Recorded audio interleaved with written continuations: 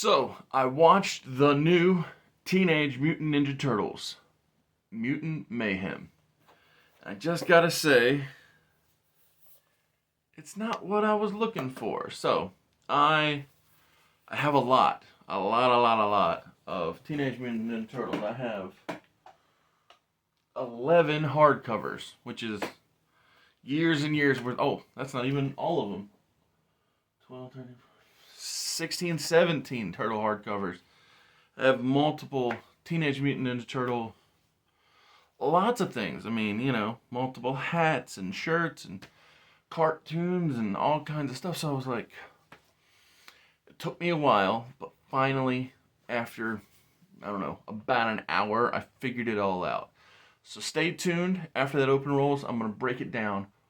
My review of Teenage Mutant Ninja Turtles, Mutant Mayhem, Animation Celebration.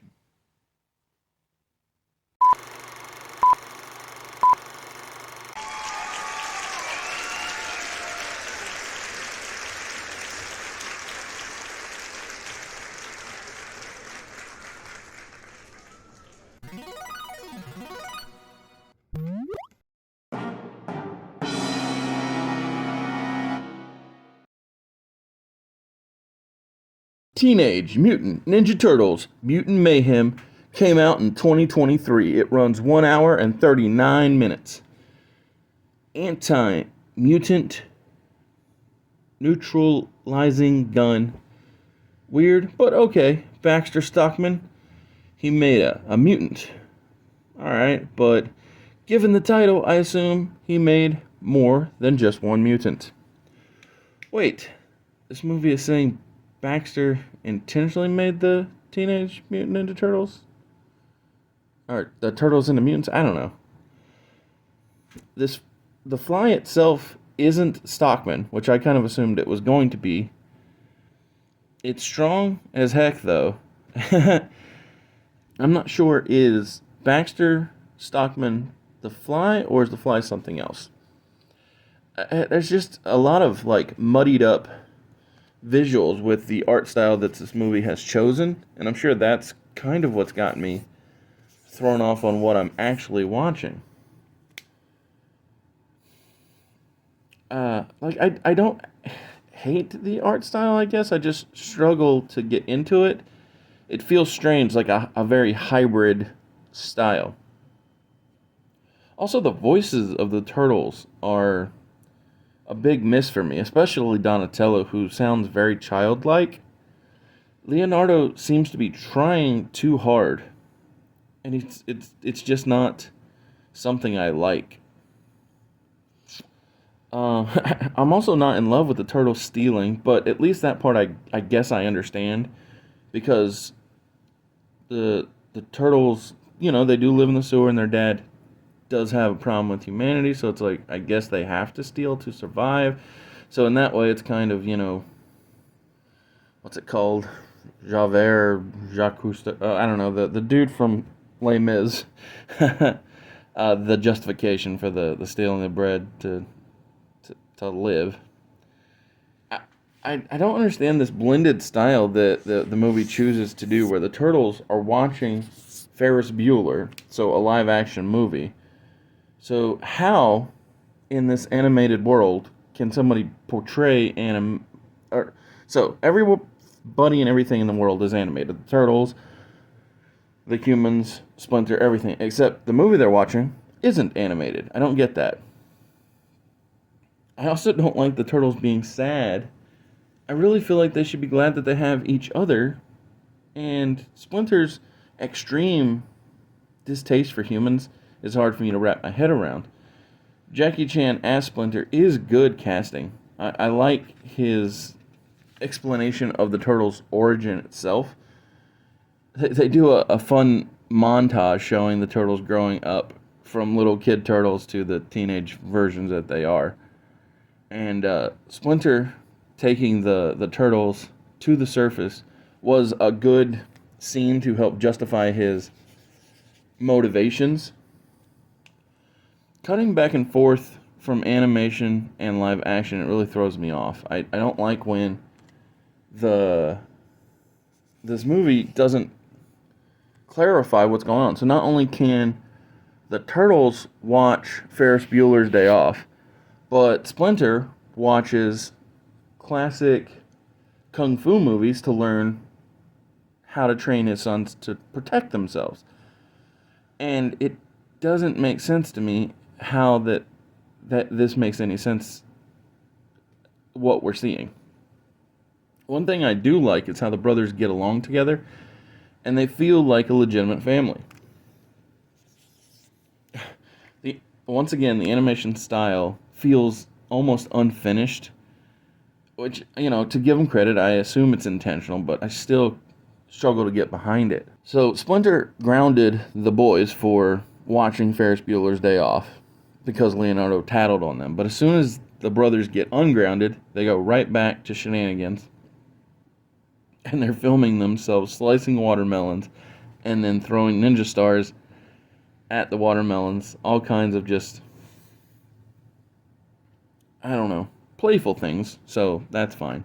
One thing I do struggle with is the Turtles. Not only are they throwing weapons and cutting fruit, but they're filming themselves doing all this stuff. And I hate that my instinct is that they stole this cell phone.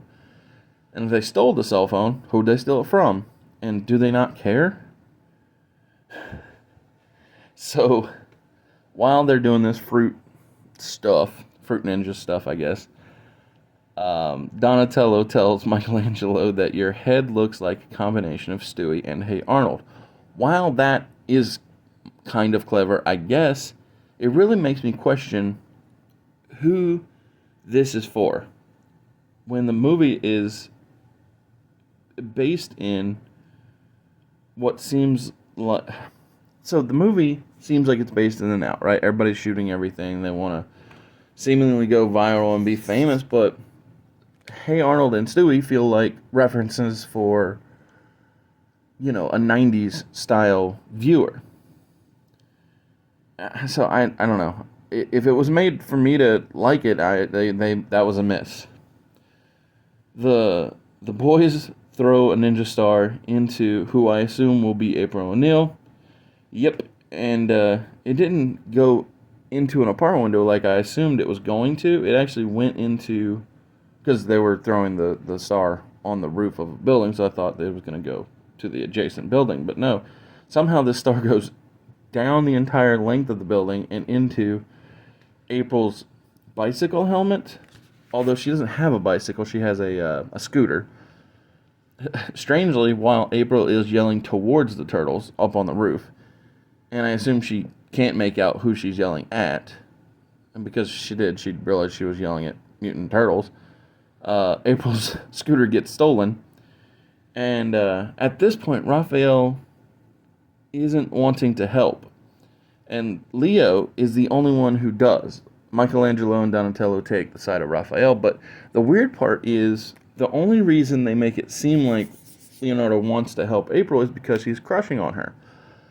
And I'm just not a fan of that. I much prefer the comedic jokester Mikey to be the one with the crush, like in the 2003, and I swear even like the 1980s version, Michelangelo was the one with the crush. And then even in 2013, they gave Donatello the crush because he was but it was more of an intellectual, I feel like, feelings, not so much of a cartoonish Auga type thing.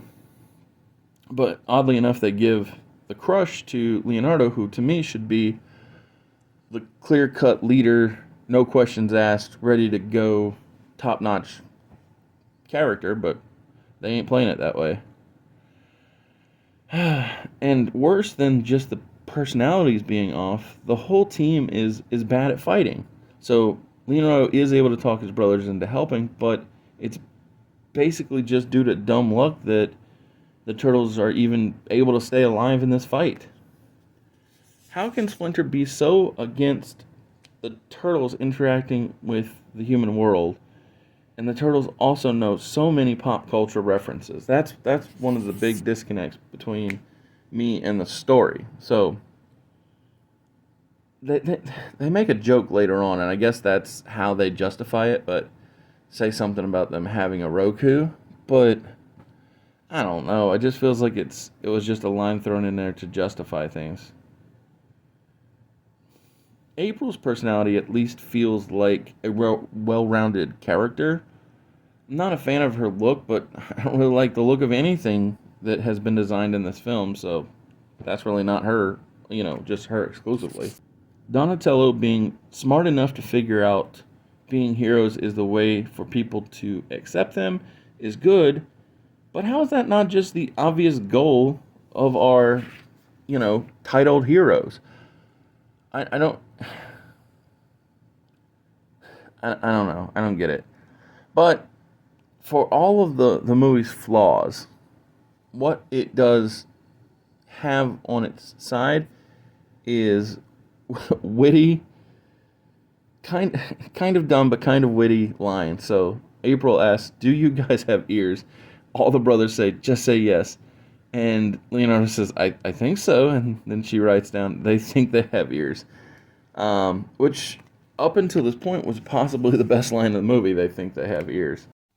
Before I continue reviewing Teenage Mutant Ninja Turtles, Mutant Mayhem, I just gotta let you know there's one reason this channel exists, and that's to let you know I, Oz, from the channel Mr. Super Oz, I wrote a 68-page graphic novel. It is called Everlasting Survivors, all day long. This is Volume 1.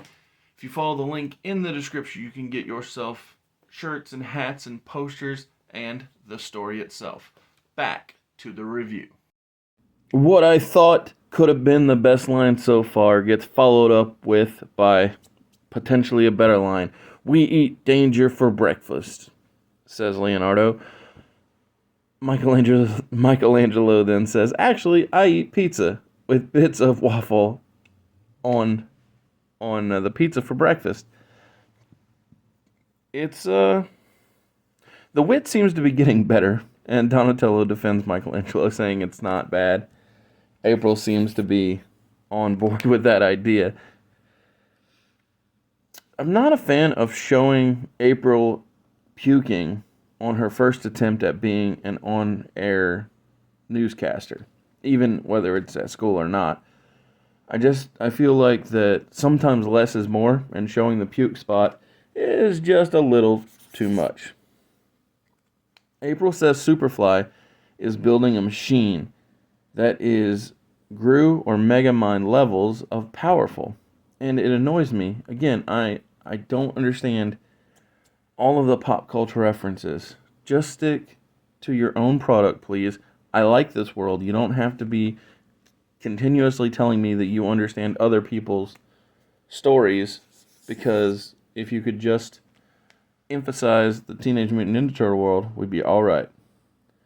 The montage of the turtles running down leads to try and find Superfly actually shows that the turtles are doing better at fighting, and this is something I'm a fan of. Jackie Chan's Splinter is funny. He is throwing the boys a pizza party, and even realizes that they need friends, so he has cardboard cutouts of Chris Evans, Chris Pratt, and Chris Pine. But again, it's more pop culture stuff that I just don't quite... because, so you have a cartoon rat holding a cardboard cutout of a picture of a human, but anytime they're with humans, they don't look like these humans. They look like the cartoons, like the rat looks like. So, it's confusing.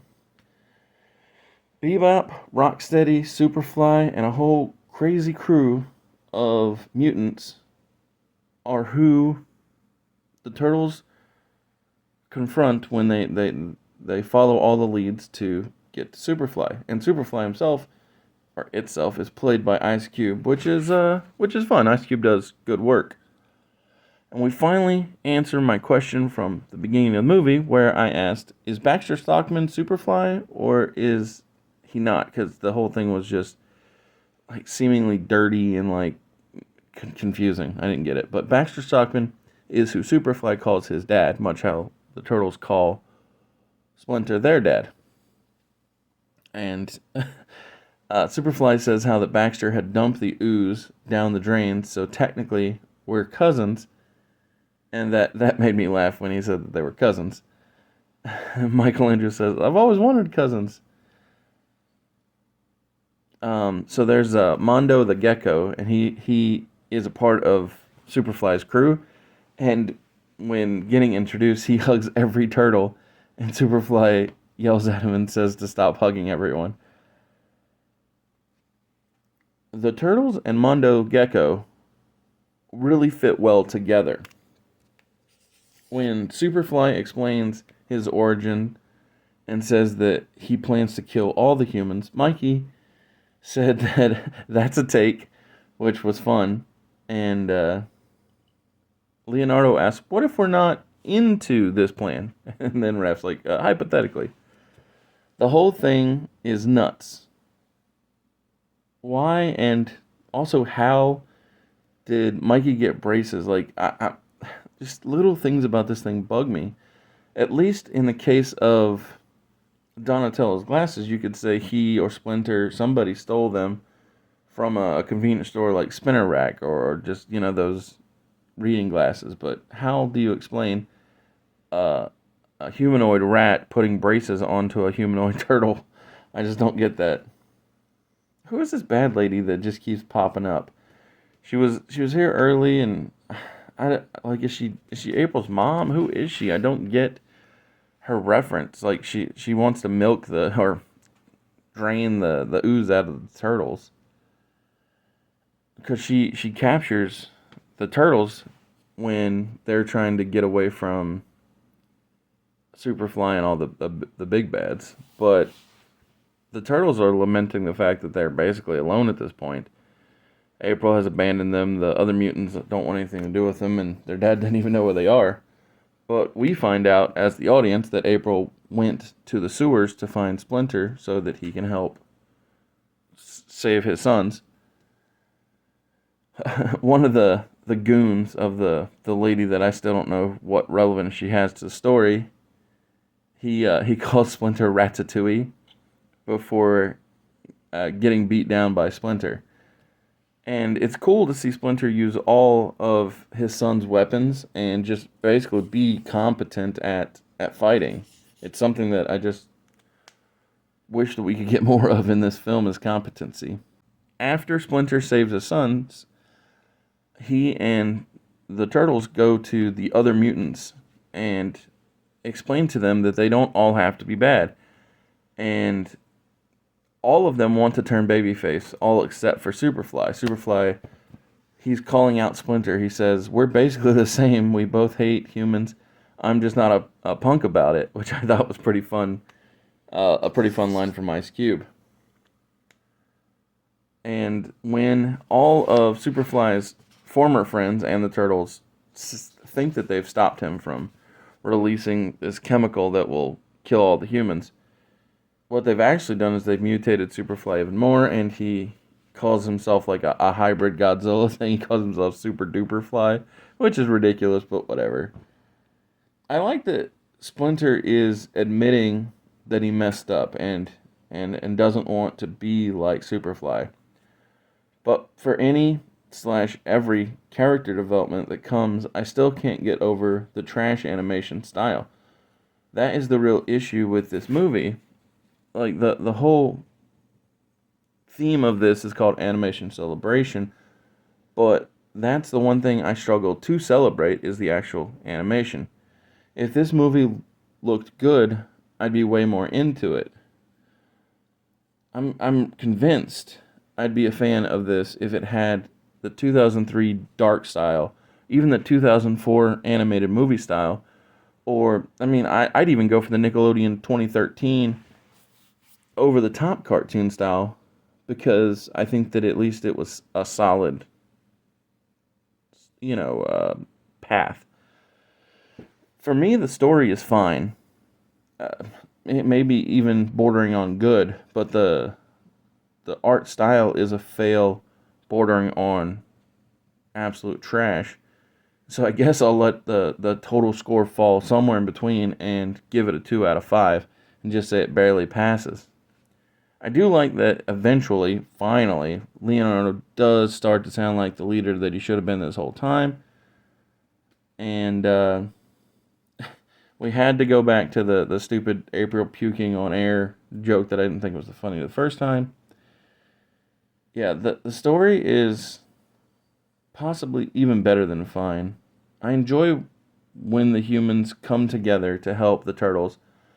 I often think about re-editing stories for improvement of telling a story, but this one, the story, I think, minus a few things like cutting out the puking, the story is good. It's just the animation style is what I don't like. So if we could change that, it'd get a better score. But yeah, best I can give it is a 2 out of 5. Thank you for tuning in. Come back Tuesday and Thursday for trivia, and catch you on Friday for another long video. Later.